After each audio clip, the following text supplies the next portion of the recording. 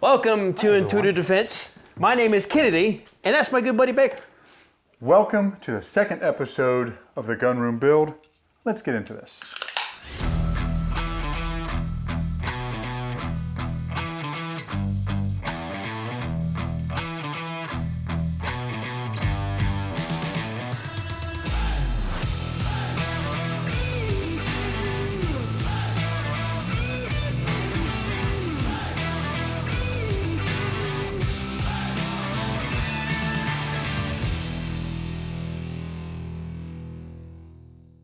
All right, everybody.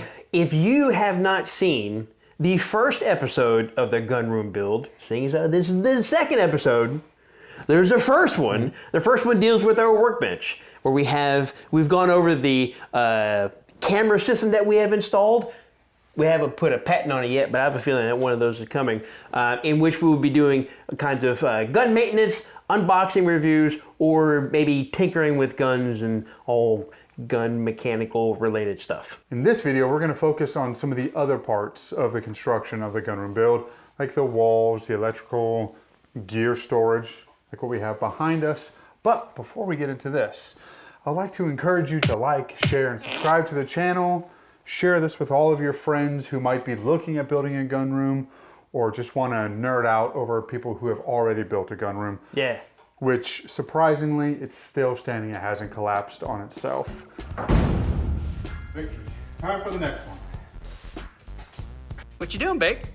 I'm drinking a beer. Yeah? Figuring out where I want to nail this. Well, not really nail, just plow the hole.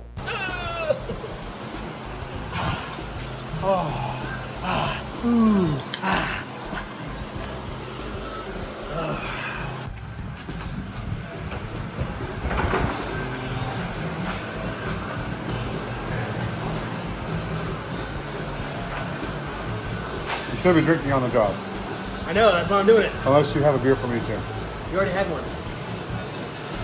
I had one. That's basically just line up, you know what I mean? It's that. Where's Lanya? Line up is Kunash for extra. Did you do that in slow motion? I did. Did you do that in slow motion? Did Nope. you see it in slow motion? No. Oh. Stop lying to him. Ah. He's a fucking liar. Highlight.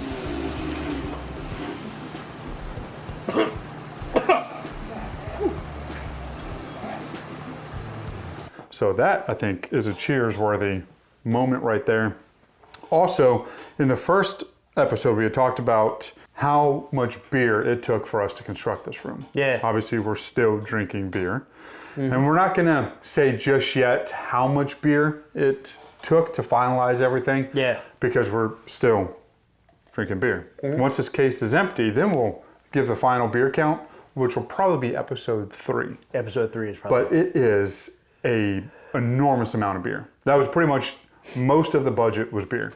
Most of it was. Yeah. So, and most of this is straight, surprising how much beer we drank. And in a $20,000 gun room, with most of the budget being beer, we are raging alcoholics. I wouldn't go that far. I don't go to any meetings. Do you go to meetings? I don't go to meetings either. So we're not raging alcoholics. We just have problems. I wouldn't even say problems. I don't have a problem when I'm drunk. Do you have a problem when you're drunk? I just fall down sometimes. I pee on things I'm not supposed to. Every pee once on. in a while I might drive into a ditch. But Yeah. other than that, that's not a big problem. That's a problem for my insurance company, True. but not a problem for me. Very, We just very enjoy true. cold beer. Let's talk about some of this gear storage that we have behind us. Let's. As you can see, we have 2 racks directly behind us that house the majority of our gear and equipment. Big racks, huge racks. Yeah, and I actually think that industry standard weight class, these are category D racks. I think they might be. No, they're definitely D. Yeah. Then we could have gone double D. But if you go double D, then you have back problems, Yeah. you have trouble going through doors, and people just don't look you in the face. Now these racks, as you can see, are freestanding racks.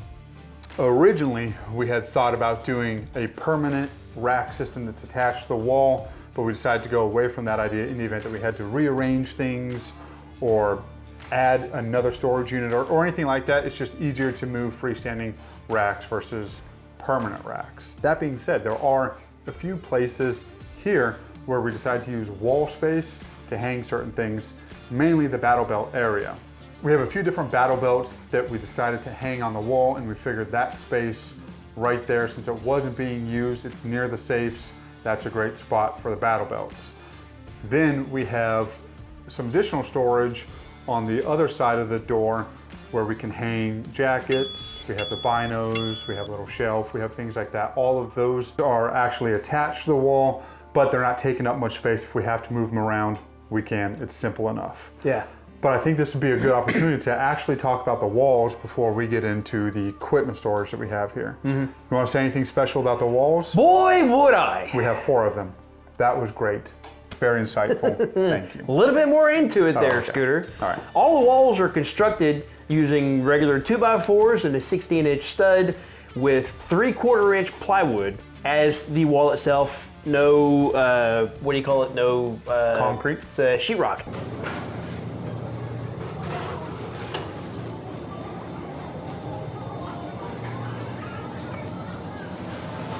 No sheetrock. I was way off. Yeah, because sheetrock, whenever you hang it from stuff, you got to hope that you hit the plywood behind it. So we just didn't even bother with that nonsense. Yeah. So- And, well, one, plywood's much easier to work with. Yes. Sheetrock, neither one of us are rockers.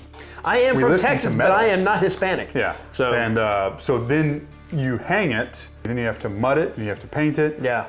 No. Let's be honest here, this is a gun room, so there's a very good possibility at times we're gonna come in, the battle belts are gonna be soaking wet, they're gonna be filthy, jackets, other equipment's gonna be filthy wet.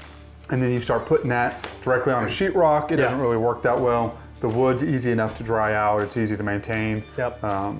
And if we beat it up or bang it on the wall, it's not a big deal. Yep. The interior of the wall has schedule R13 insulation in it, which is why, with it being around 32 degrees outside, we can sit in here, and I can sit in here in short sleeves and feel pretty damn good. Hey, Baker, I think this insulation is all fucked up, dude. Peekaboo!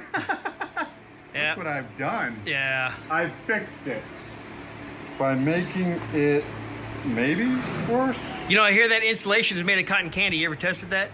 Oh, I love cotton candy. Yeah, I know you do, buddy. So, as you can see, we've got the walls up, got the ceiling joists in, we got the electricity run, you know, the wirings and everything, and now we're getting started on getting the insulation and the plywood run. So, we're kind of like 3/4 of the way through on a thing that we've never done to this scale before. So, yes. Ah! There's blood everywhere! There's gonna be hiccups all the way.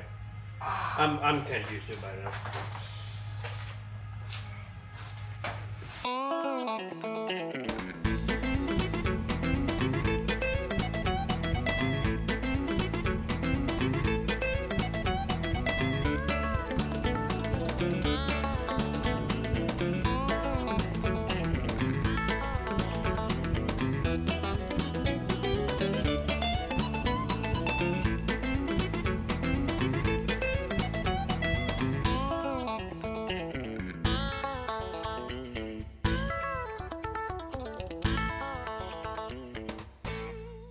We almost went with R3, the real thin foam board stuff. Yeah. I'm glad we didn't. And if you don't know, because we didn't really know, Yeah. R13 is that thick fiberglass insulation. It's what you think of whenever you think about the insulation inside a wall, a normal residential insulation. And so we have that in all the walls and the ceiling. Yeah. Now it was far more expensive than I shouldn't even say it was far more expensive. It was more expensive, but not by a great deal. Originally, we had thought about maybe not doing any insulation at all, but this is Louisiana, and the previous gun room had no insulation. It was miserable. Yeah.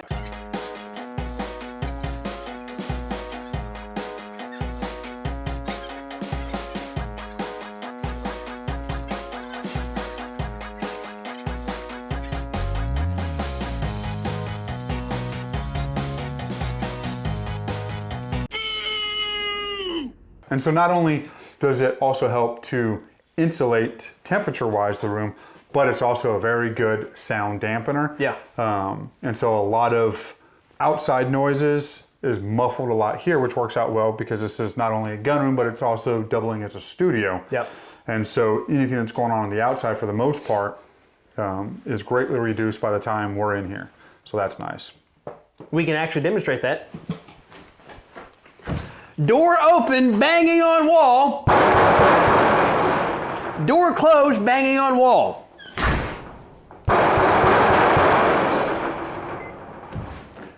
Now you may not really get to notice that because he had his mic on the entire time. I'm gonna have to turn off the mic for that to make it. Yeah. Now what you may not know, if you haven't seen the first video, is this room is actually inside of a pre-existing structure. So this isn't just a freestanding room all by itself.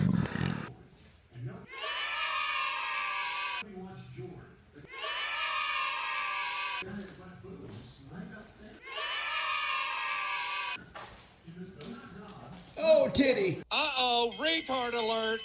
Because of that, we do have some protection from the elements because the outside structure does all that. Now with this room, can be mentioned, the walls are plywood, but it's not just single plywood walls, it's actually double plywood walls, which also helps with temperature control and also sound barrier, but also security because it's just a little bit more that somebody would have to try and get through. And we also have a moisture barrier that's all the way around too, just because Louisiana is very humid, so as much of the moisture as we can keep outside of the inside of the room, the better for equipment and safety and everything else. Yeah. And then we have the studs like he mentioned, and then we have all sorts of bracing in between those studs, and then we have some reinforcements all the way around, along with additional metal and different things like that that act as additional security features. So because both me and Baker have extremely little to no experience in carpentry and electrical work, Baker at one point in time came up with this brilliant idea, and this is the only time you're gonna hear me say anything that he did is brilliant, mostly because he only ever done a brilliant thing once. We mapped out where everything should go, decided where everything should go before we started actually constructing everything, and then at that point in time, that's when things started to snowball. We realized that we needed far more plugs than we thought we would. Mm-hmm. We realized that we needed far more light switches than we needed. We realized that we needed to upgrade the breaker box so that it would not only accept or put out 120, but 220 for the air conditioner. We have an industrial air conditioner up on the wall.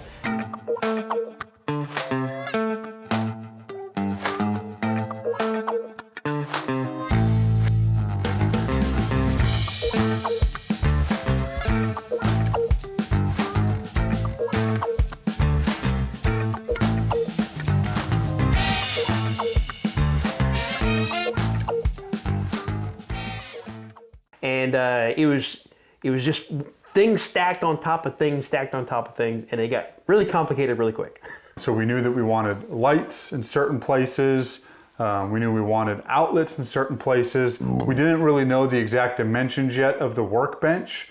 This was before any of that was done. So we had to try and figure out where we thought the workbench was going to be, and then give us some more space to accommodate outlets, light switches like he said, and then we decided to take little cardboard pieces, staple those into place as a placeholder for light switches, outlets. That way, quickly, we could see exactly where things were going when everything was still just in the framing process. Hey, Baker, I think this installation is all fucked up, dude. Kennedy, what you doing? I'm running a wire. Are you looking for your beer? I'm running a wire. My beer just so happens to be up near where the wire is. And then that allowed us to then run all the wire that we needed to those places, along with figure out what J boxes sections we're going to be coming from and plugging into. And that was a massive undertaking right there, just trying to figure all that out. And just to give you an idea of just how much of a massive undertaking it was, in this room, there are 12 regular outlets. I'm sorry, 10 regular outlets, 2 outlets with USB connectors in them, and 1 220 outlet for the air conditioner. There was a lot going on. And there were several times that we would run wire we went over this over and over and over again, where we would run all the wire before we cut everything and then ran it into the J boxes and finalized the electrical aspect of it. Ran the wire, and then by outlet and switch, ran everything back. Oh, Yep. we made a mistake. Yep. And then we'd have to go back and change things. And we threw away, or we didn't throw away. We just, oh yeah, that'll work. We didn't throw away any wire. No, we kept wire. We definitely used all the cutoffs for smaller connections up in the ceiling where you couldn't see them. True, yeah. But that gave me a much larger appreciation for electricians and what they do. Yeah. Because you really have to be thinking of the final stages of construction and how are things going to go. Really, I think the only mistake that we made in terms of outlets was on the workbench, and we talked about this in the first video. Recessed.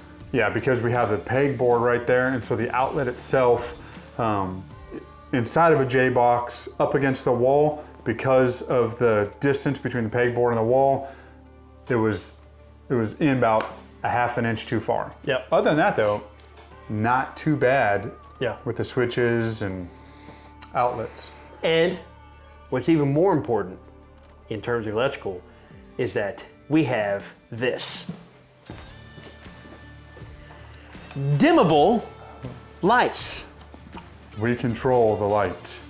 Isn't Odds. that nifty?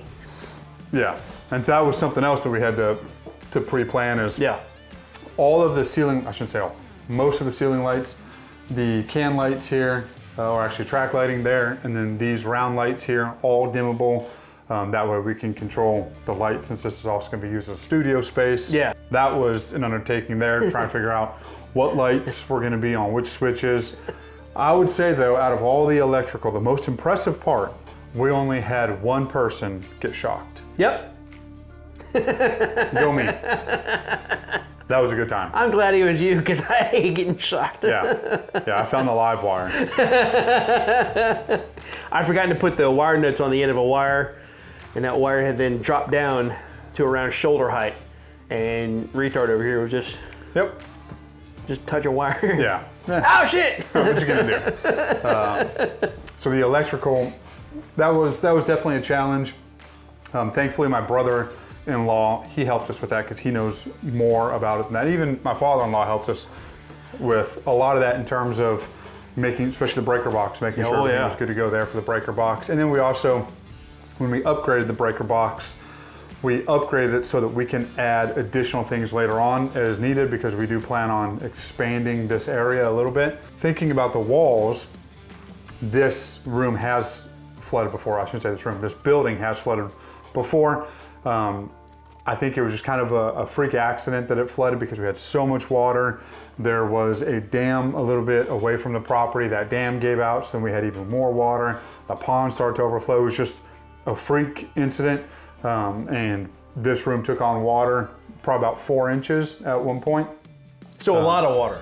Yes. Yes. Yeah. A huge depth of water. Yeah, so like, in guy terms, like the largest amount of water, Right. because 4 inches is massive, Absolutely. you could ever have. Yes. And so we knew that this building, this area, has potential to flood, and so that was a concern with the electrical outlets. So we put the electrical outlets up high enough where it gave us some additional space in the event this room floods, along with a built-in feature on the inside of the room.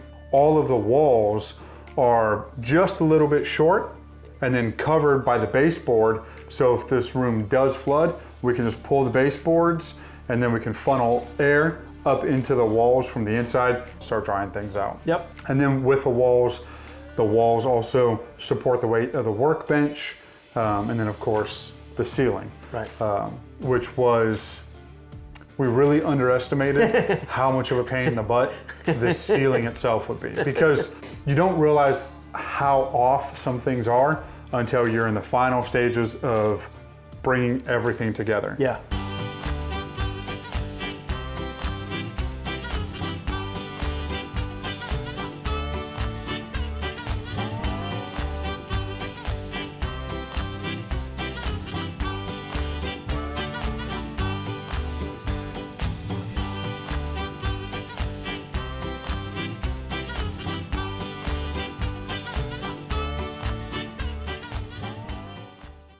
And then you realize that we could have probably done a better job here. Yep. Not to mention, we're building this room inside of a structure, and that structure, we're trying to utilize as much space as possible, so we're working in tight tolerances in terms of ceiling height and up against the pre-existing walls and all that. And then we realized as we were building this room, one, we're not very good at making things square. Nope. And evidently, the previous owners of this property, they weren't good at making things square because the structure itself was not square. No. The concrete itself is not flat or level. No. And so there were certain things that we had to try and overcome there. We didn't know what we were looking for up until we started placing the final panels to the ceiling. Now, talking about the ceiling, we did paneling versus plywood because we didn't want a support beam in the center. This room is approximately 15 feet wide by about 20 feet, 25 feet long. And so we thought that if we put heavy plywood up there, since there's no support beam in the center, that could cause some issues. Yeah. And so we decided not to do that. Even though the ceiling itself, the beams are reinforced, we wanted a lighter material that wouldn't add a lot of weight. And there's really no space between this ceiling and then the metal roof of the structure itself. Yeah. But then we also needed to be cautious how much weight we allowed to hang from up here. So that's why we did the paneling, which we thought would be easier. Right. But What we did not know, or what we took as a positive thing, was how flexible the paneling was. We thought, that's going to make things that much easier. Boy, did it not. There's all kinds of wobbliness and bumps and humps, and yeah. it was difficult. Yeah. So then once we got the ceiling, the paneling in place, then we realized, well, this looks like trash. Boy, we're a bit terrible at cutting. We are. And not we later on learned that you should measure twice, cut once. Yeah. We were maybe measuring once and cutting like 5 to 6 times. Right. And then having lots of beer in between. Yes. So we thought, how can we help hide our mistakes in the ceiling? We toyed around with a few different things, and what we eventually landed on was some very thin mosquito style mesh, almost like a window Window screen. Yeah. And so we got a long roll of that, and then we ran it across the ceiling just to help try and hide it. What we didn't realize, which I like the way it looks. Yeah. And we've actually got some compliments on it. Yep. From people who don't know better. Yeah. It really takes your attention off the room, especially once we got the walls painted and everything. Yeah. We wanted the room itself to be a little bit darker. That way, when we're using it as a studio, it's easier to control the lighting. If we had bright walls, and we'd get all sorts of splash, and then adding that mesh to the top helped take the attention off the ceiling, and it almost just kind of disappears. So it worked out pretty well. It did. And boy, were we surprised when it did. Yeah. We thought for sure it was just something we were gonna have to take down and figure something else out, Yeah. but it seems to work. It kind of gives it that studio vibe in a way, where you have the textured ceiling tiles that hang down some. Or it just kind of reminds you of your grandmother's house that smoked 2 packs of cigarettes a day and things are just falling down around her. It's one of those two vibes. Since we're talking about the walls, the only thing that we haven't covered yet is the door. And if anybody out there has ever not hung a door, you would know that hanging a door so that it requires just the briefest amount of effort and push to get that son of a bitch to seat and close and latch in place is unusual. Yes. It's difficult to do, and I didn't know how difficult it was to do, and it was difficult to do. That's all I'm gonna say on how difficult it was to do. Yeah, so the majority of the walls here is new construction. We did repurpose a small portion of the walls and some wood from the old gun room. Yeah. And then the door and the door frame was also repurposed from the old gun room. Yep. And we just kind of figured copy and paste. It'll be that simple. The door and the door frame. Yeah. Since It they've worked here. already fitted together, Yeah. they'll fit together again. Boy, that was a stupid thought process we had. It works now. I am very pleased with the operation of that Yeah. door. But to get it to that point, That was a mother, and we consumed a lot of beer that day. Absolutely. It took a few of us head scratching, trying to figure out what we would do, and then one of us would give an idea of, oh, maybe we should do this. We would do that, and it helped, but then it made this over here worse. Right. So we would have to undo that, and then somehow it wouldn't fix the original problem, it would just make everything worse. Yeah. So it was a lot of add to, take away, cuss, drink, smoke, get back to it, and then somehow magically Yep. it worked. started working. It worked. Neither one of us, or any four of us that were working on that door, have any idea of any one thing that we did to make it work. No, it just somehow started working. Yeah. And then once it started working, we left it. We didn't try and make things better. No, it's exactly how we want it, and it's good to go. Now, we didn't make the door better, but the surrounding area of the door we made insanely better. Yeah. Holy crap, the amount of effort that we put into securing that door and the surrounding wall space is impressive, but we're not going to show you. Yeah, we're not going to show you that, but a lot of things are reinforced, triple reinforced. There's other bits there to help secure things and all sorts of other stuff. But we did make some modifications to the door. We added more locks and stuff to it. Yeah. So the door itself is a bit more secure. So all in all, the door frame, the walls, everything has been reinforced. Quite a bit sturdier. Yeah.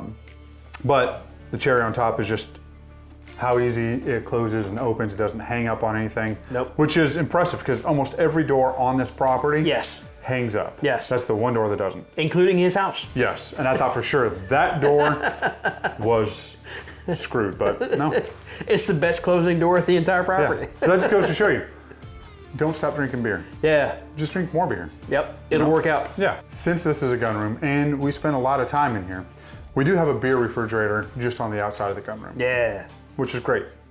But that's still a little bit of a walk. You have to go outside this really finely operational door, Yes. get beers out the refrigerator, Right. come back in. Right. We said, you know what? That's just a lot of unnecessary work. It is. We should have a bar inside the gun room. Very small bar. Yeah, let's not get carried away here, you know. So we have whiskeys and bourbons and different things like that there on the bar. And then it also gave us space to hang some little knickknacks and some other silly stuff. An airsoft MP4 that makes people that don't know it's airsoft super jealous. Yeah, which if you don't know what an MP4 is, it's the same thing as an MP5. Yeah. Good job. But what gun room is not complete without a bar area? Now, some would say you shouldn't have alcohol Yeah. with guns. Yeah. Yeah, okay, I get that. But let's be real here. There's a lot of dudes that drink and do gun stuff. Oh yeah. So we're not saying you should drink and do gun stuff. No. We're just saying, one, we're not shooting guns in here. Right. We're not loading guns in here. Right. Live ammunition is separated from the guns.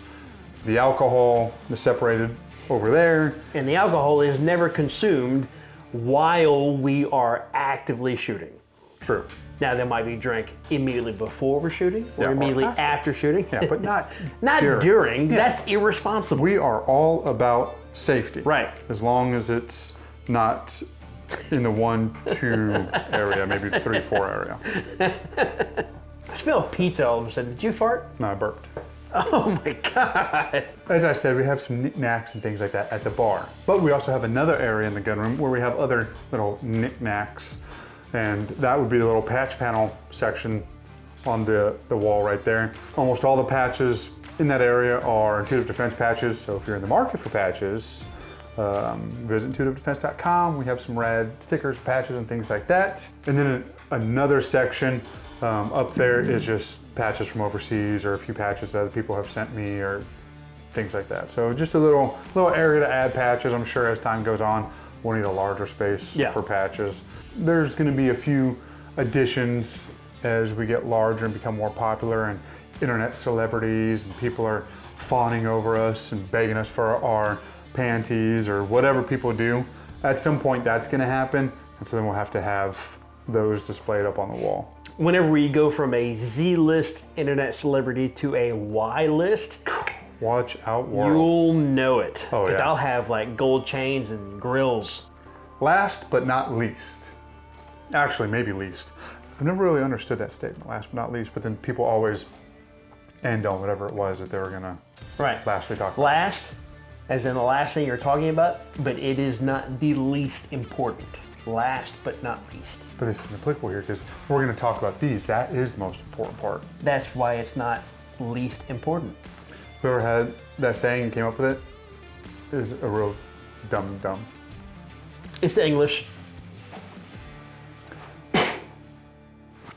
I smell pizza all over again. Next up on the tour, the shelving right behind us. We started talking about it, and now we're gonna finish talking about it right here. So, yeah, it's empty. Shukran. So the shelving. We have 2 freestanding shelving units here. The shelving contains all sorts of equipment, deer camelbacks, helmets, holsters, gloves, all sorts of different things. Anything, thank you, my good man.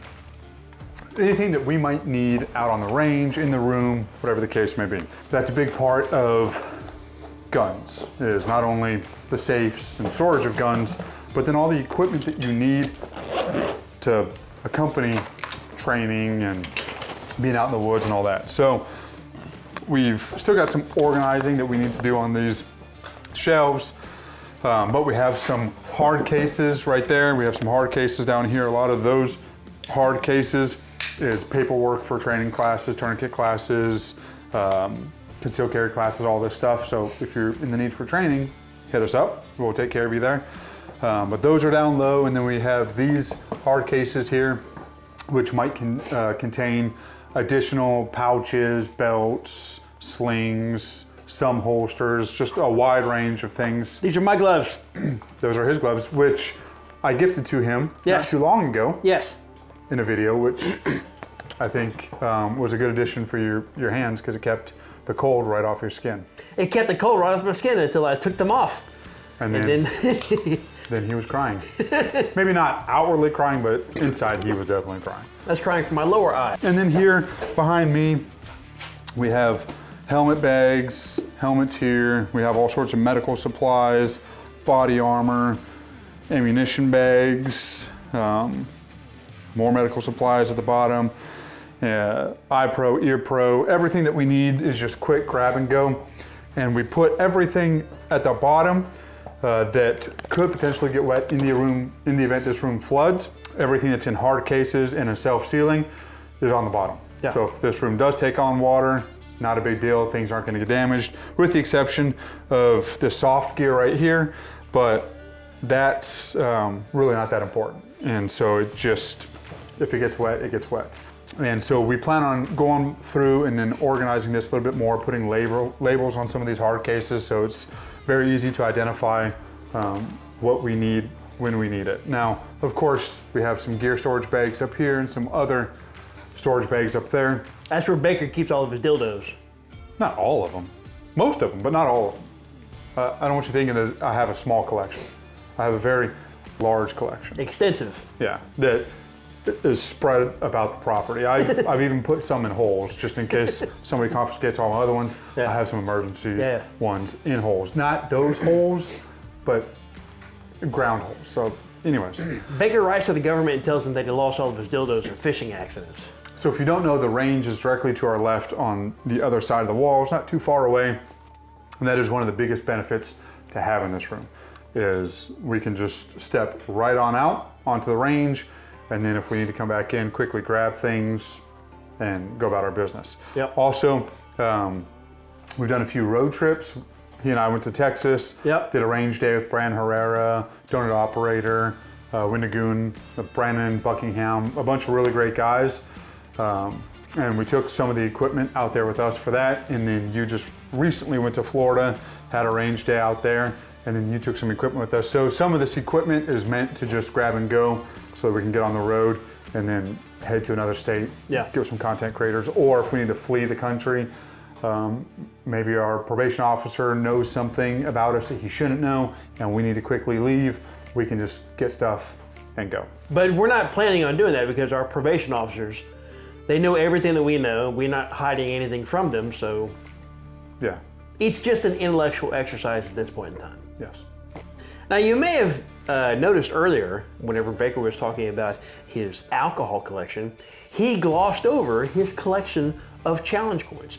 As an individual who in my entire military career, not law enforcement, you don't get challenge coins in law enforcement. Again, some people might. I've never got one. I have one single challenge coin to my inventory. All the rest of those right there, those are all Baker's. So why don't you talk about those challenge coins for a little bit? All right. Because some of the people watching this is military as well as law enforcement. Yes. Yeah. So if you don't know the history behind challenge coins, military people enjoy personnel. Drinking. Yeah. Most military people enjoy drinking, and usually drinking consists of dares, challenges, one-ups, whatever the case may be. Yeah. And the whole purpose, a lot of times, of drinking is trying to find out how to get free drinks, because drinking is expensive. And so if you can get free drinks, you're winning. So challenge coins. Baker's version of drinking that involves challenge coins doesn't do this.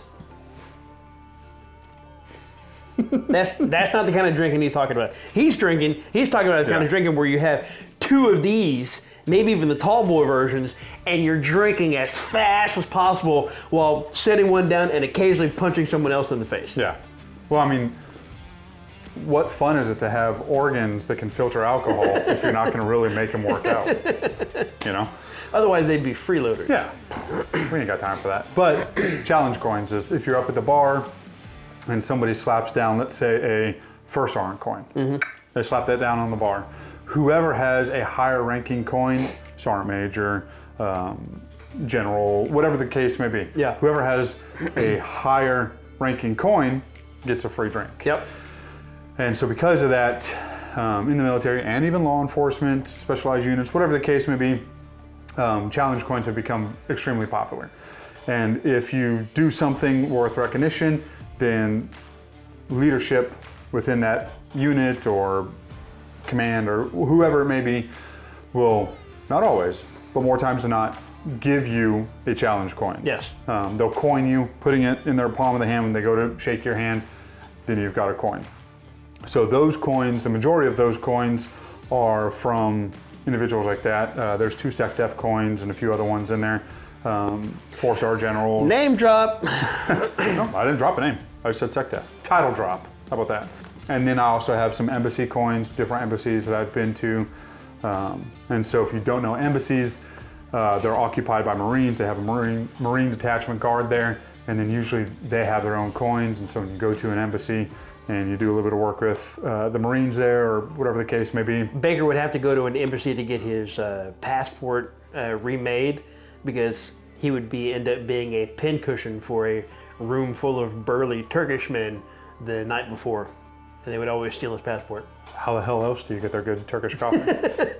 You've got to make a sacrifice somewhere. So, you gotta be a pincushion. So be it. Just give me that good coffee, bruh.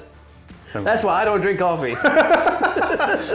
So it seems like we've covered everything for the walls, the ceiling, everything hanging from the walls or the ceiling, and everything attached or near the walls and the ceiling. So I think this might be a good time to shut this particular episode down. The next episode you will see from us on the gunroom build will be covering the safes and everything that went into installing the safes, as well as everything that went into elevating the safes. That'd be a good video. So why don't you go ahead and give us the last little bit of wording for this episode so we can do a little send-off. Folks, from Kennedy and I here. Oh, that's not comfortable at all. We do appreciate you joining us. I can't do that either. That is extremely painful. I can't. I don't understand why dudes sit like this. And I can understand why girls sit like this, because That's as far as I they go. don't have dude bits down there. But this is not comfortable. There's so much space right there. But I'm gonna just sit like this because now I'm kind of committed. I can't. And I do slightly enjoy the pain. Anyways, we appreciate you joining us for this episode. We encourage you to check out our other videos. If you are new to this channel, you've made it this far in the video, hit pause for Congratulations. review. Yeah. Don't forget to like, share, and subscribe. Leave some comments in the comment section below. Let us know what you think of the gun room so far. Also, let us know what you think of me sitting like this. Is this something I should continue to do? Or should I never do this again? Also, if you've made it this far and your name is Jesse Bear, a member of our Discord and people that we know on Twitter, good on you. If you're not Jesse Bear, but go ahead and comment down here about how much of a fantastic lady Jesse Bear is. Yeah. And maybe even a couple of random insults right after you call her a fantastic lady. Jesse Bear, if you comment, we'll pin this comment. That way everybody can see that you commented. Yes. And they can congratulate you. Yes. If you did not make it to this We part of will the video. ridicule you mercilessly. Yeah. And so just remember, you were really excited about the gun room build, so we are relying on your comments here. Yes. So we'll see you guys in the comment section. I should Why don't you go ahead and relax not do this anymore. Why don't you go ahead and relax that? Why? Dude, why? Don't sit like that anymore. What the? Oh, Jesus Christ. Oh. What the? Don't do that on camera. I also have to. I gotta. Oh shit! Fuck this camera. Oh, it's so cold. Tickle. That's what my fingers smell like. That smells terrible. Smells like a bunch of pickles. Oh, that reminds me of when I had to go take my piss test. And so there was a few dudes that were all, they didn't know each other, but they were all talking about, oh, I'm from here, I do this, I'm from here, blah, blah, blah. And I'm just kind of sitting there watching the TV, fucking around on my phone. And I had 2 phones there. One of the main talkers there was like, oh, what do? You got 2 phones, you must be important. This phone here, and I held up one of my phones, like, this phone here is just for gay porn. And then I held up my other phone, I was like, but this phone here is also just for gay porn. And they all were like, and then that particular part of the room got incredibly quiet after that. You definitely need to just show your knees like that. Yeah. I don't see how dudes sit like this. I don't either. I've got tiny dangly bits, and this is not comfortable at all. That's so fucking uncomfortable. Yeah. I always thought it was difficult to do just because I have short, stubby legs. But if you have those great big old long fuckers on your... Well, not to mention, my knees right into... And that's that's not comfortable Try at all. to pull this knee that much further over. No, that's not comfortable. God damn it. Oh, little dangly legs. If I sit flat on it, I can't. Yeah. Is there any other way to sit on it? Well, you sit with the edge of your ass on there so you look normal. Yeah, but I mean, either way, you have a dick in your butt, so there's no normal about it. There's no dick anywhere on that seat. Oh, How is me sitting on the seat? Well, anytime in the past when you've talked about sitting on stuff, you're always talking about dicks. So I just kind of figured you were talking about I've dicks. never talked about sitting on dicks. You're the one that always imagines that I'm talking about sitting on dicks. Because you have some sort of fucking fetish. You're talking about sitting on dicks right now. I am not talking about sitting. I'm talking about sitting And then on you're a talking stool. about you having a fetish of me talking about you sitting on dicks. It's because you're imagining me talking about sitting on dicks right now. But you're talking about you sitting on dicks right I'm now. talking about you talking about it. I'm referencing you. I'm referencing something. You're the one that came up with it.